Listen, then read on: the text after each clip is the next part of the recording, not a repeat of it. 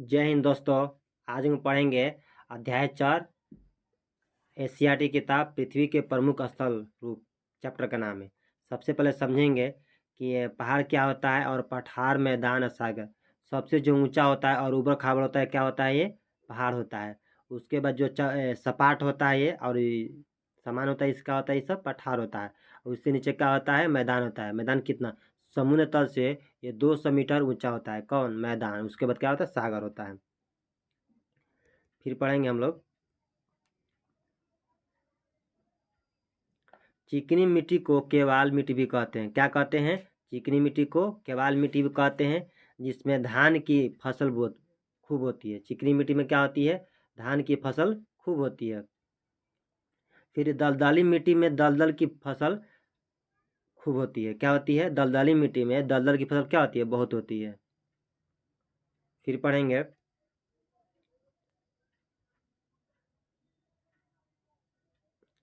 प्रायः निचली समतल भूमि का प्रदेश मैदान कहलाता है। प्रायः निचली और समतल भूमि, नीची और समतल जो भूमि का प्रदेश होता है क्या कहलाता है, मैदान कहलाता है। इसका विशेषता यह है कि वे समुद्र से ऊंचे या नीचे हो सकते हैं, परंतु अपनी सीमावर्ती पठार तथा पर्वत से ऊंचे नहीं हो सकते। कौन, मैदान। फिर पढ़ेंगे मैदान मुक्त कितने प्रकार के होते हैं। तो मैदान मुक्त 3 प्रकार के होते हैं। कितने प्रकार के होते हैं, 3 प्रकार के होते हैं। कितने प्रकार के होते हैं, 3 प्रकार के होते हैं। फिर पढ़ेंगे पहला कौन होता है, अपरदन मूलक मैदान। कौन होते हैं, अपरदक मूलक मैदान होते हैं।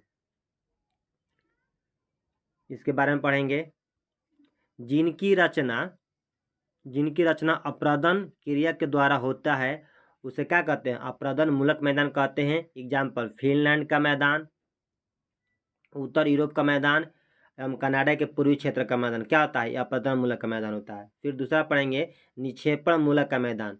निक्षेपण मूलक मतलब क्या होता है, निक्षेपण की क्रिया द्वारा नदियों, हिमानी, वायु एवं सागरीय तरंगों से जो मैदान बनते हैं उसे क्या कहते हैं, हम निक्षेपण का मैदान कहते हैं।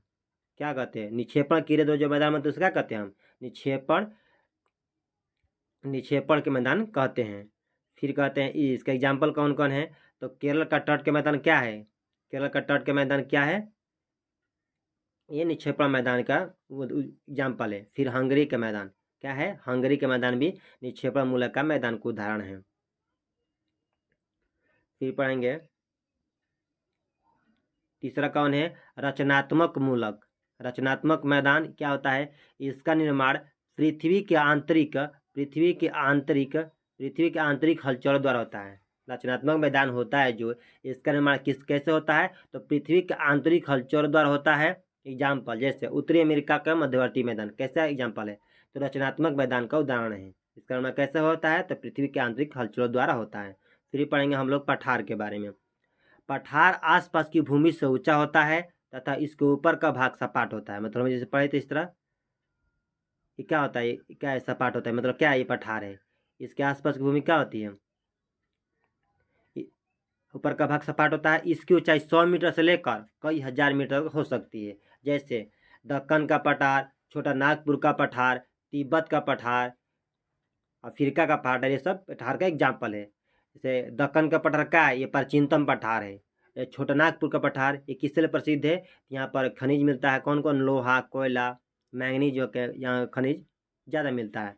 फिर जो तिब्बत का पठार है, ये संसार का सबसे ऊंचा पठार है। कौन, तिब्बत का पठार। यह पामीर का पठार को क्या कहता है, संसार के छत के रूप में कहा जाता है। रूप ऑफ द वर्ल्ड किसे कहा जाता है, पामीर को पठार को। फिर का अफ्रीका का जो पठार है, अफ्रीका का पठार यहाँ पर क्या सोना और हीरो के लिए प्रसिद्ध है। जो अफ्रीका का पठार है सोना और हीरो के लिए प्रसिद्ध है। सोना के लिए जोहान्सबर्ग और हीरो के लिए किम्बरले खान बहुत प्रसिद्ध है दुनिया में। फिर पढ़ेंगे हम लोग पर्वत के बारे में। पर्वत क्या होता है, पर्वतों के ऊपरी हिस्से ऊपरी हिस्से सपाट नहीं होते हैं और वे आसपास के क्षेत्रों से बहुत संकीर्ण होते हैं। ये लंबी श्रृंखला के रूप में फैले होते हैं। भारत में हिमालय पर्वत पर बर्फ जमी रहती है और कई नदियां भी हिमालय पर्वत से निकलती है। अरावली पर्वत पर बर्फ तो नहीं जमती, परंतु वहाँ वर्षा जल के कारण नदियाँ निकलती है।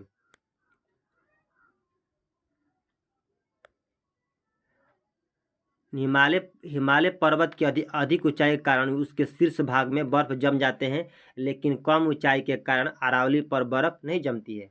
जैसे राजगीर की राजगीर की राजगीर का पर्वत, गिरिया का पर्वत, बराबर की पर्वत छोटा, और हौल हौलोख हौल हौलोख हौलो खड़गपुर का पर्वत है मंदार हिल्स। ये कहाँ पड़ता है? मंदार हिल्स। ये पड़ता है आपका बांका में। राजगीर पड़ता है, राजगीर वैशाली जिला में। फिर पढ़ेंगे हम लोग ये स्कीइंग के लिए कौन कौन दो शहर प्रसिद्ध है? भारत के दो शहर शिमला और कश्मीर। ये पर्यटक के लिए बहुत प्रसिद्ध है। किसके? स्कीइंग के लिए। यहाँ बर्फ पर क्या किया जाता है? स्कीइंग किया जाता है। फिर पढ़ेंगे हिमानी के बारे में। हिमानी क्या होता है? कुछ पर्वतों पर हमेशा जमी रहने वाली बर्फ की नदियाँ, मतलब वहाँ पर हमेशा क्या होती है? बर्फ जमा रहता है। वो क्या होता है? हिमानी होता है। फिर पढ़ेंगे पर्वत कितने प्रकार के होते हैं? तो पर्वत 3 प्रकार के होते हैं। कितने प्रकार के होते हैं? पर्वत 3 प्रकार के होते हैं। कौन कौन? पर्वत कितने प्रकार के होते हैं? तो 3 प्रकार के होते हैं। पर्वत 3 प्रकार के होते हैं। कौन कौन? तो वालिद पर्वत, भ्रंशोत पर्वत एवं ज्वालामुखी पर्वत। तो सबसे पहले समझेंगे हम लोग वालिद पर्वत। वालिद पर्वत क्या होता है? इनकी सतह क्या होती है? उबड़ खाबड़। इनकी सतह क्या होती है? उबड़ खाबड़ होती है एवं शिखर शंक्वाकार होता है। किसका? वालिद पर्वत का। जैसे एग्जाम्पल, भारत का हिमालय पर्वत, दक्षिणी अमेरिका का एंडीज पर्वत एवं आल्प्स पर्वत। वालिद पर्वतों के अत्यंत प्राचीन होने से अपरदन के कारण ऊंचाई कम हो जाती है। ऐसी स्थिति में यह अवशिष्ट पर्वत कहे जाते हैं। मतलब वालिद पर्वत के अत्यंत प्राचीन होने से अपरदन के कारण ऊंचाई कम हो जाती है। ऐसी स्थिति में क्या होता है? अवशिष्ट पर्वत कहे जाते हैं। जैसे अरावली के पर्वत कैसे एग्जाम्पल है? तो अरावली के पर्वत ये अवशिष्ट पर्वत का उदाहरण है। और उसी अवशिष्ट ऑप्शन नहीं देता, वालिद पर्वत देगा। ये विश्व की सबसे पुरानी वालिद पर्वत है। कॉमन अरावली। जहाँ कहाँ पर है? अरावली की पर्वत राजस्थान राज्य में स्थित है। फिर पढ़ेंगे हम दूसरा, भ्रंशोत्तक पर्वत क्या होता है? पृथ्वी की आंतरिक हलचलों के कारण पृथ्वी पर दरारें पड़ जाती है। क्या होती है? पृथ्वी पर दरारें पड़ जाती है। दो दरारों के बीच के भाग ऊपर उठ जाता है। इस ऊंचे उठे भाग को क्या कहते हैं? भ्रंशोत्तक पर्वत कहते हैं। फिर से इसको एक बार पढ़ते हैं। क्या कर दिया? पृथ्वी के आंतरिक हलचलों, पृथ्वी जो भी आंतरिक हलचल आएगा कारण पृथ्वी पर क्या होगी? दरार पड़ जाएगी।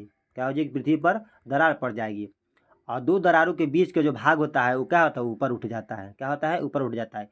इस ऊंचे उठे भाग को क्या कहते हैं? भ्रंशोत्तक पर्वत कहते हैं। मान अब दरार पड़ा, हलचल के कारण यहाँ पर वो जो भाग ऊपर उठा, इसी का क्या कहते हैं?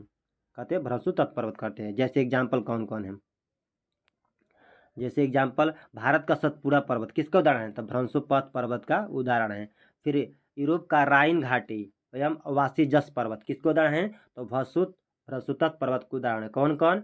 सतपुड़ा पर्वत भारत का, यूरोप का राइन घाटी एवं वासीजस पर्वत भ्रंशोत्तक पर्वत का उदाहरण है। फिर हम लोग तीसरा पढ़ेंगे, ज्वालामुखी पर्वत।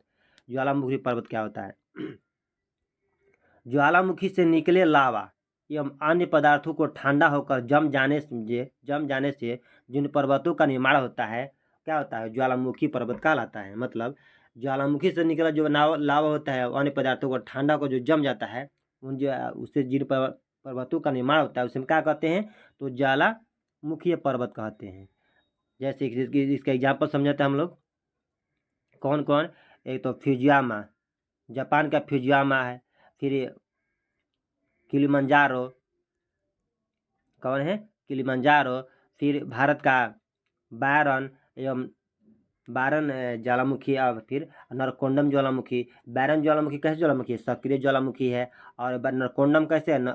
सुषुप्त ज्वालामुखी है। इसका ट्रिक कैसे याद करेंगे? बैरन मतलब क्या? सक्रिय। सुषुप्त मतलब नर, न मतलब नहीं। तो सुषुप्त मतलब नहीं है, कौन है? नरकोंडम। फिर पढ़ेंगे इटली का विसुवस पर्वत भी क्या है? ज्वालामुखी पर्वत का उदाहरण है। आप समझेंगे। कम ऊंचाई के पर्वतों को पहाड़ी कहा जाती है। जो जिसका ऊंचाई कम होता है, जो भी पर्वत का ऊंचाई कम होता है, उसे क्या कहते हैं हम लोग? पहाड़ी कहते हैं। आप पढ़ते हैं,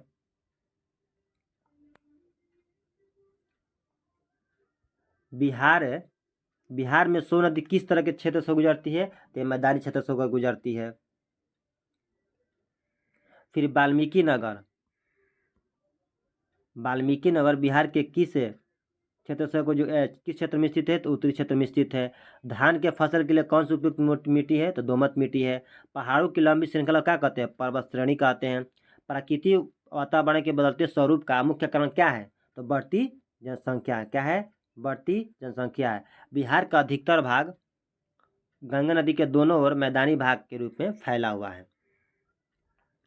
ये पाठ खत्म हो गया। फिर अगला हम अध्याय में चलेंगे, अध्याय 5 में। अध्याय 5 क्या है? दिशा। दिशा के बारे में है।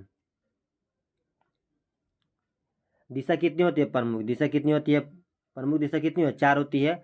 ईस्ट, वेस्ट, नॉर्थ, साउथ, मतलब पूर्व, पश्चिम, उत्तर, दक्षिण। और टोटल कितनी होती है? तो टोटल 10 होती है। कौन कौन? तो उत्तर, दक्षिण, पश्चिम, पूर्व, उत्तर, दक्षिण, पूर्व, पश्चिम। और अब देखिए यहाँ कैसे समझते हैं। ये पश्चिम पूर्व हो गया, ये उत्तर दक्षिण हो गया, ठीक। इसके बीच में हम डाल दिया ये रेखा और ये रेखा। तो इसके बीच में जो रेखा क्या हो गया? ये उत्तर हो गया और ये पूरब हो गया। क्या हो गया? उत्तर और पूरब को मिलाएंगे तो क्या होता है? उत्तर पूरब या पूर्वोत्तर। फिर पश्चिम उत्तर को मिलाएंगे तो उत्तर पश्चिम।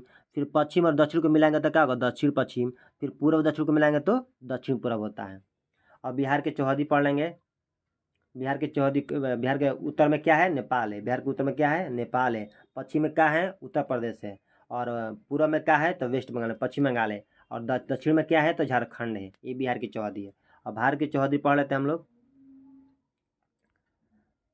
भारत की चौहदी पढ़ेंगे तो उत्तर में नेपाल पड़ेगा या हिमालय पड़ेगा, ठीक। पश्चिम में पाकिस्तान पड़ेगा या अरब सागर पड़ेगा। फिर पूरब में बांग्लादेश पड़ेगा या म्यांमार या बंगाल की खाड़ी। और दक्षिण में श्रीलंका या हिंद महासागर। तो इसको हम लोग कैसे पढ़ेंगे?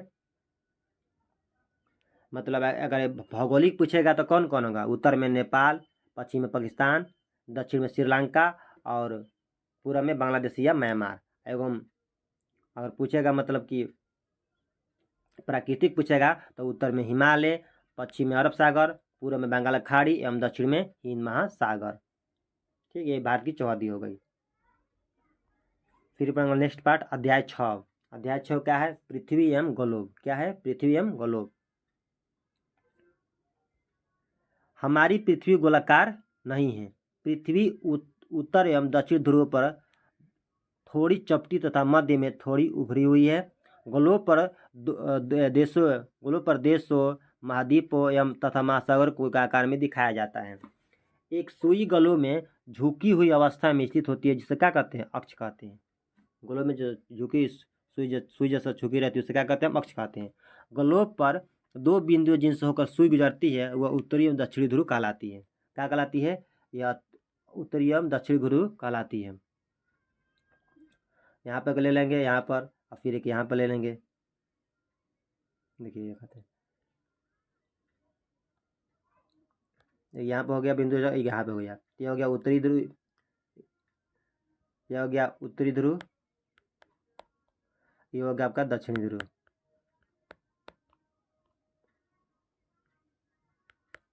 यहाँ पर दक्षिणी है, यहाँ से उत्तरी ध्रुव हो जाएगा। फिर इसको पढ़ेंगे हम लोग।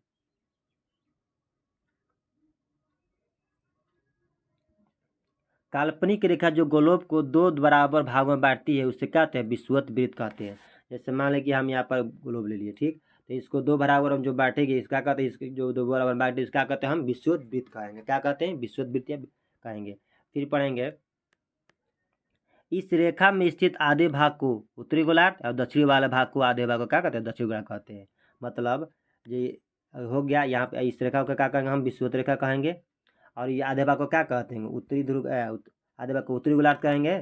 और आधे भाग को क्या कहते हैं? दक्षिणी गोलार्ध कहते हैं। जो दक्षिण में स्थित दक्षिणी गोलार्ध और जो उत्तर में स्थित है उसे उत्तरी गोलार्ध कहेंगे। अब हम अक्षांश रेखा के बारे में पढ़ेंगे। विषुवत वृत्त से ध्रुव तक स्थित सभी समानांतर वृत्तों को अक्षांश रेखा कहते हैं। मतलब ये हो गया किसी, ये हो गया आपका गोलब जैसे आकार वाली होगी। अब इसको हम कहाँ, इसको लेकर यहाँ पर हम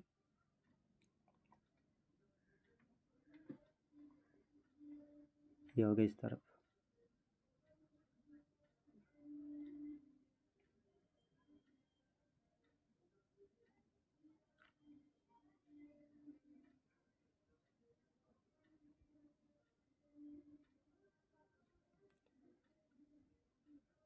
ये होगा आपकी विषुवत रेखा।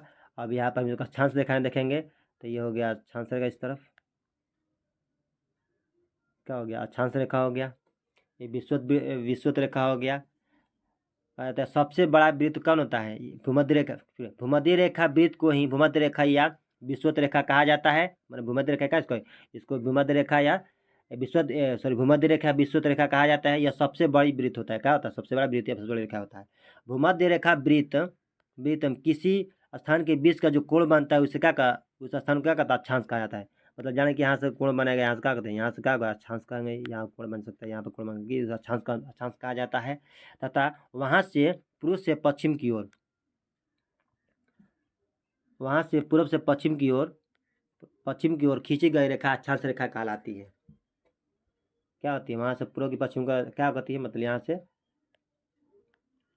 ये पूर्व से क्या अक्षांश रेखा कहलाती है। मतलब इस तरह पूर्व से पश्चिम खिंचा रहा है, ये हो गया वेस्ट, ये हो गया वेस्ट ईस्ट, तो ये हो गया पूर्व से पश्चिम क्या हो गया, अक्षांश रेखा हो गया।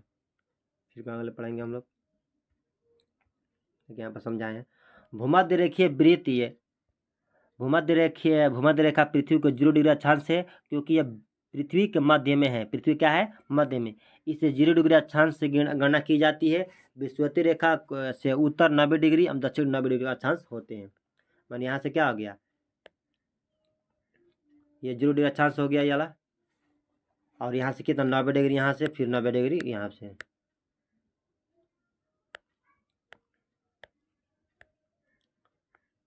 यहाँ तो 90 डिग्री जाता है। फिर पढ़ेंगे अक्षांश समानांतर रेखा है। कर्क रेखा ये सब बीच में क्या होगी, बीच में हो गया आपकी भूमध्य रेखा, ये होगी भूमध्य रेखा हो गई। और यहाँ पर उत्तर में जाएंगे तो ये 23.5 डिग्री क्या होगा, उत्तर, अच्छा उत्तर हो गया। और 23.5 डिग्री क्या हो गया, 23.5 डिग्री आपका हो गया दक्षिणी हो गया। ठीक है, तो 23.5 डिग्री दक्षिण में जाएंगे तो मकर रेखा कहेंगे, और 23.5 डिग्री उत्तर में जाएंगे तो कर्क रेखा कहेंगे। ये सब क्या हो गया, सभी अक्षांश रेखाएं होंगी सब, ये सब। ये उत्तरी ध्रुव हो गया, ये दक्षिणी ध्रुव हो गया। अगर हम यहाँ पर 66 डिग्री क्या जाएंगे, उत्तर जाएंगे तो क्या हो जाएगा, उत्तरी ध्रुव वृत्त कहेंगे। और 66 डिग्री दक्षिण में जाएंगे तो क्या कहेंगे, हम दक्षिणी ध्रुव वृत्त कहेंगे। ये क्या आ गया आपको, ये आपका अक्षांश हो गया। फिर हम पढ़ेंगे देशांतर रेखाएं। देशांतर रेखाएं उत्तरी ध्रुव से दक्षिणी ध्रुव को मिलाने वाली काल्पनिक रेखा को देशांतर रेखाएं कहलाती है। ये सभी लंबवत रेखाएं देशांतर रेखाएं हैं। किसी भी स्थान की सही स्थिति का समय का पता लगाने के लिए इन रेखाओं का सहारा लेना पड़ता है। किसका, देशांतर रेखाओं का। मान लें कि यहाँ पर ये हो गया आपका, अब इसको हम ले लेते हैं इस तरह।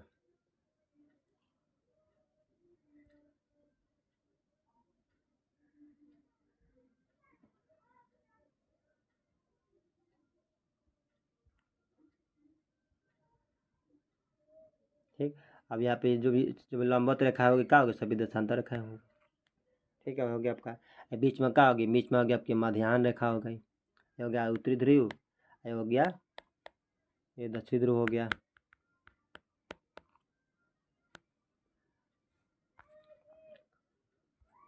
इसके बारे में पढ़े हम लोग।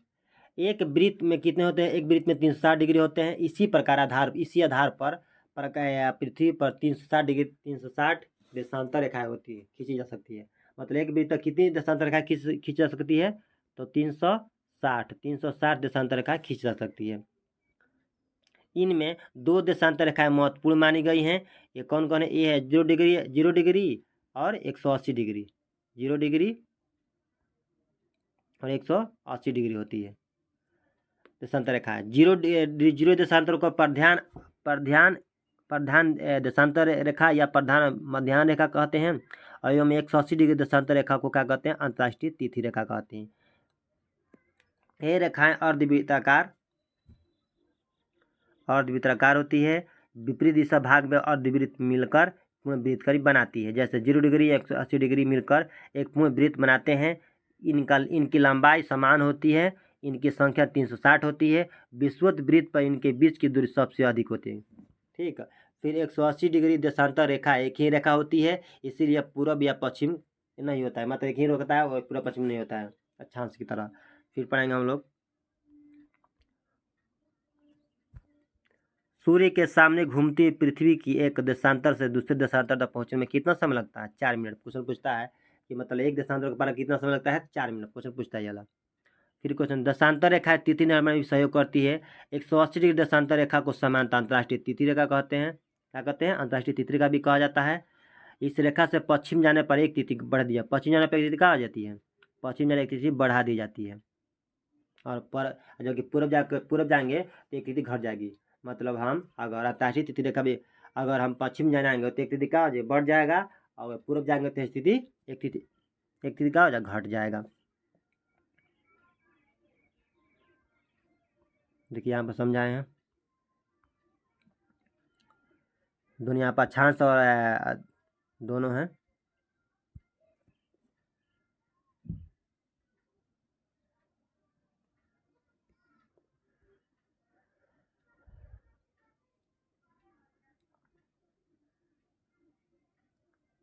ये आपका हो गई अक्षांश रेखा है।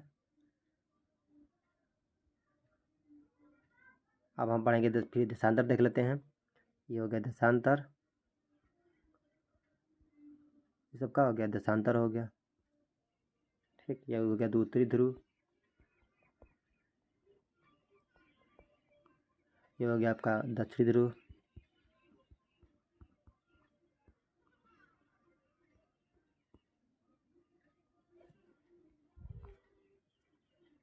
पृथ्वी का कटिबंध के बारे में पढ़ेंगे। पृथ्वी का कटिबंध टोटल कितने होते हैं? तो 3 होते हैं कटिबंध।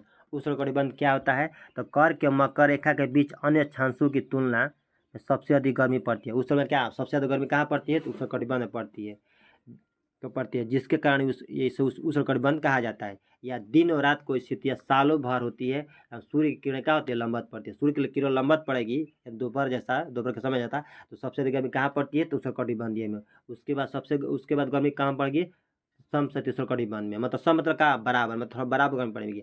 आज आज जहाँ पूरा गर्मी नहीं पड़ेगी उसे क्या कहेगा हम? उसे कहेगा शीत कटिबंध में, पूरा शीत गिरेगा। अब पढ़ेंगे हम लोग समशीतोष्ण कटिबंध क्या होता है। कर के मकर रेखा बाद उत्तरी गोलार्ध में उत्तरी ध्रुव वृत्त एवं दक्षिणी गोलार्ध में दक्षिण ध्रुव वृत्त के बीच क्षेत्र में तापमान मध्यम रहता है। क्या करें? बोले थे ना, मध्यम रहता है, समान रहता है। यहाँ जाड़े में सर्दी पड़ती है और गर्मी में तापमान अधिक रहता है। इसे समशीतोष्ण कटिबंध कहते हैं। दिन और रात की स्थितियाँ होती है, परंतु सूर्य किरणें यहाँ पर कभी लंबवत नहीं पड़ती है समशीतोष्ण कटिबंध में। फिर पढ़ेंगे तीसरा हम लोग शीत कटिबंध। शीत कटिबंध क्या होता है? उत्तरी गोलार्ध में उत्तरी ध्रुव वृत्त और दक्षिणी गोलार्ध में दक्षिण ध्रुव से क्षेत्रों से सालों भर ठंडी पड़ती है। इसे शीत कटिबंध कहते हैं। यहाँ 6 महीने का दिन और 6 महीने का रात होती है। कहाँ पर? शीत कटिबंध। तीनों कटिबंध होता है, उष्ण, समशीतोष्ण एवं शीत। तो उसमें सबसे ज़्यादा गर्मी, उसके बाद थोड़ी सी मध्यम गर्मी कहाँ पर? समशीतोष्ण में। पूरा ठंड कहाँ पड़ती है? बर्फ जैसे में कहाँ? शीत कटिबंध में। और वीडियो अच्छी लगी तो अपने दोस्तों के साथ शेयर करें कि इस क्लास का लाभ उठा सके। जय हिंद। फिर मिलेंगे हम नेक्स्ट वीडियो में।